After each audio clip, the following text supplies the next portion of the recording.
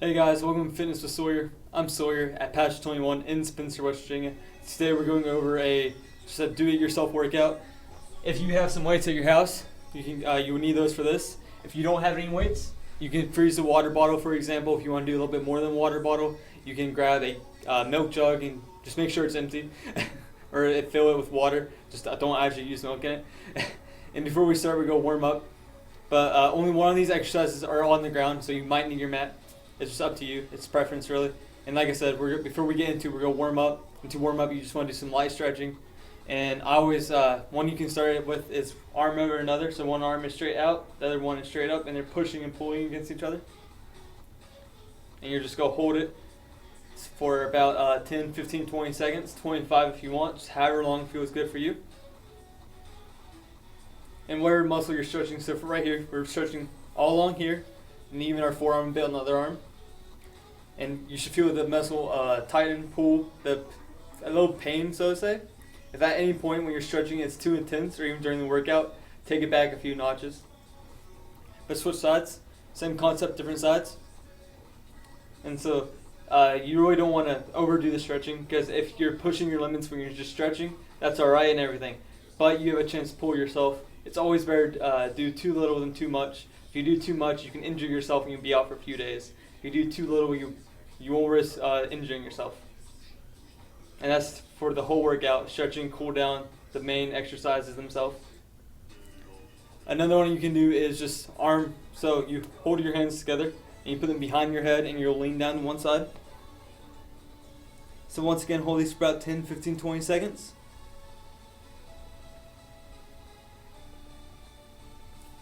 Then same concept, different sides. So just grab your fingers again, hold your hands wherever you prefer to do.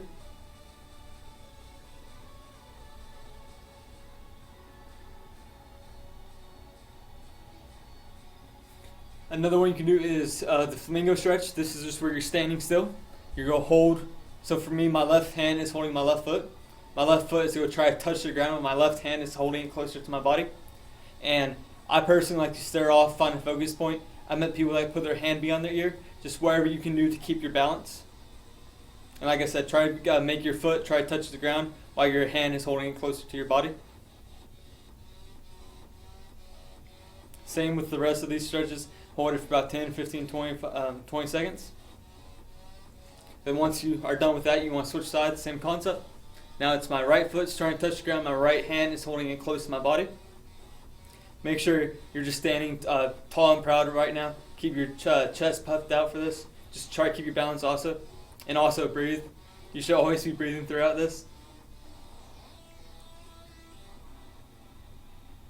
These are more static stretches. If you want to do more dynamic stretches, that's where you're moving a bit more. You're not as stationary. You can do grass sweepers. That's one of my favorites. So you're just going to dynamic. You start at point A and you work to point B. Point B is right here, point A is over there. But so with this one, the grass sweepers, you're just going to slightly bend one leg. If you don't want, if you can do that leg straight, if you can do that leg, I'm tripping on my words, hold on. If you want to slightly bend one leg, that's alright. If you don't have to, don't. It's up to you really. But you're going to go down and you go sweep. If you can touch the ground, amazing. If you can't, that's alright. But then when you want to take a few steps, same concept. And if you have a bigger distance, keep going. If you don't, just turn around and work your way back to point A. Just however many you do on one side, make sure you do the same amount on the other. So I did 2 on each side. If you want to do 3, 4, or 5 on each side, that works too. Just whatever you want to do. The next one we can do is open gates. Open gates is just where you're starting from the inside. You go bring it up. So you bring your knee up and you're going. Let it go out and dropping it down. And once again, this is more dynamic. You're more moving more. But that was a few stretches you can do. If you want to do some of your own, go ahead and throw those into your routine, your workout. It's just up to you, it's preference. But next, we're going right into the workout. So this is when you're going to need your homemade weights or your actual dumbbells. Adjust the weight accordingly to your fitness level. So we're going to start with a curl to press open. So open just means you're kind of your wrists are facing out. Close is like this is more hammer, more close. It's facing towards you. So it's up to you. I'm doing open. Wrists are facing out. We're going to go up. We're going up, and then we're going to twist, and we're going up again. Dropping it down, twist it into side like towards you, and then bring it back down. So the starting position is your wrists are facing forward, your arms are just resting, they're down. You go bring it up, shoulder level, and you go twist them out, and then you're going back up. So arms are straight up, and back down, shoulder level once again, wrist still facing out, and then you go twist it, and then you go drop it down, wrist is facing out again. So for these, you can do time intervals or reps. Reps are just how many you do. So like, for example, starting right here, going up, and then up again. That'll be one. That'll be a single rep. If you want to do 5 reps, that's all right. If you want to do 10 reps, go for it. Just adjust to your own fitness level. If you don't want to do reps though, you can do time intervals and see how much you can do, but don't rush yourself on those. Anyone can throw weight around, not a lot of people can control weight. So I'm going to do 5 real quick. I encourage you to join me, and let's get it done. So that was 1. Make sure you're breathing throughout this, so breathe in, and then breathe out.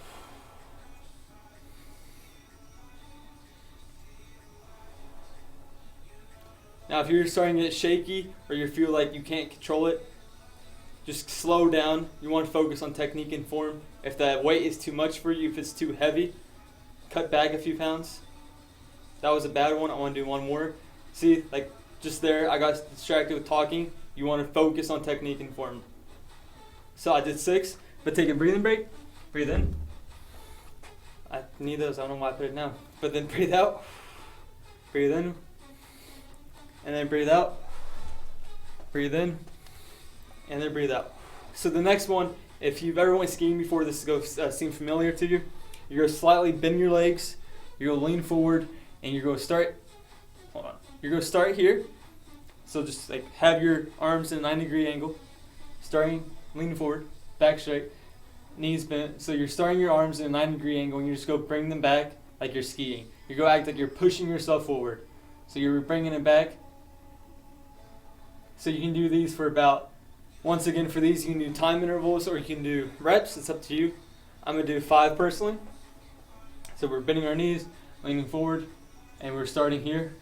You're just going to, hold on, there we go. And you're going to just push. Remember, go as slow oh my.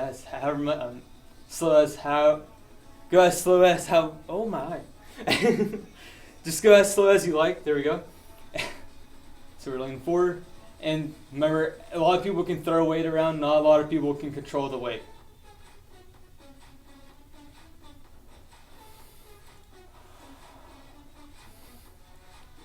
That was 5.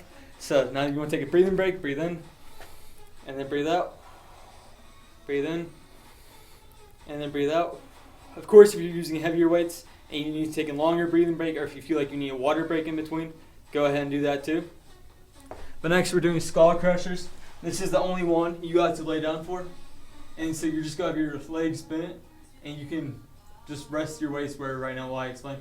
But you start up here, and you go bring them as close to the side of your head as possible. Don't actually crush your skull. If you want to touch your forehead too, go for it. If it's heavier and you're already struggling, I would go for the side of your head, not for your actual forehead. So like, have them straight out, go for the side of your head, and go straight out again. And you just, for these, you can do reps or time intervals once again. I'm going to do 5 real quick, and then I encourage you to join me. So let's go ahead and do 5.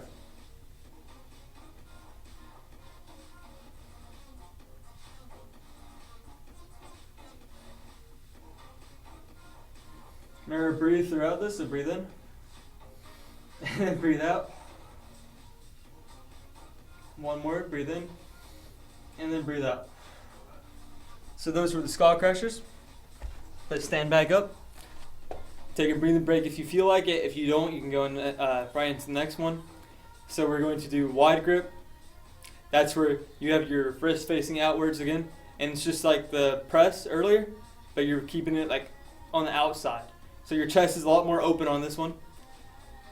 And you're just bringing it to your shoulders basically, but from the outside, not from the inside. So this is the regular one. Yep.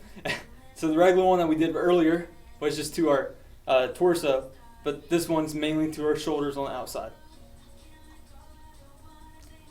I'm going to do 5 real quick. I encourage you to join me, and let's get it done. Remember, breathe throughout this, so breathe in, and then breathe out. Breathe in, and then breathe out. One more time, breathe in, and then breathe out. Next, we're doing close to wide grip, and that's where you're starting. So you grab your wrist facing up once again, and you go start here. You go bring them out, and you're bringing it in. So make sure your chest stays popped throughout this. You want it out. Make sure your back's straight, and you're bringing them back and forth. For these, you can do time intervals or reps like we've been doing. A single rep will just be 1.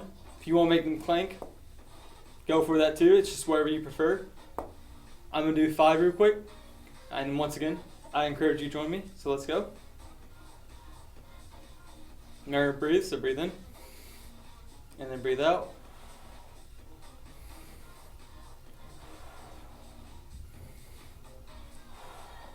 So that was 5. That's all I'm doing today. If you want to do multiple sets, go ahead and start with a curl to press open. That will be where you just go up, out, up, and bring it back down. And go back to the resting spot. And you'll work your way back down to the closed wide grip, which is what we just did. That'll be 2 sets. A single set's where you start with your first exercise, work all the way down to your last exercise. If you want to do 1 set, that's all right. If you want to do multiple, I encourage you to do that. But once you're done, you did your workout, you want to cool down. And cool down, you just do some light stretching. You can do the same stretches we did warm up, or you can do some stretches that you know yourself or I've shown you in the past. I'm going to start with butterflies. That's just one of my personal favorite stretches. I always love doing butterflies. So that's just where you're sitting on the ground.